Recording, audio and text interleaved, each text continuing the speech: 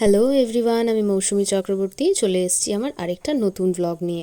আজ আমি যাচ্ছিলাম আমার লাজুক স্টুডেন্টকে আসরে ভর্তি করতে। ও আসলে খেলাধুলা করতে একদমই পছন্দ করে না, তাই ওর মা আজকে ওকে জোর করে মাঠে নিয়ে যাচ্ছে। এই হচ্ছে আমাদের পাড়ার শিব মন্দির। আমরা আসরে একটু তাড়াতাড়ি পৌঁছে গিয়েছিলাম। ওখানে গিয়ে দেখি বাচ্চারা এখনও এসে পৌঁছয়নি।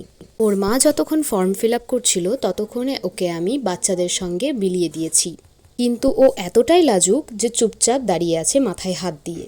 এরপর কিছুক্ষণ পর দেখি কিছু বাচ্চাদের সঙ্গে ও ডিওজি ডগ খেলছে।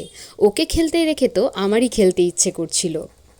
এখনকার বেশিরভাগ বাচ্চাদের হাতে স্মার্টফোন থাকায় কেউ আর মাঠে গিয়ে খেলাধুলো করতে চায় না।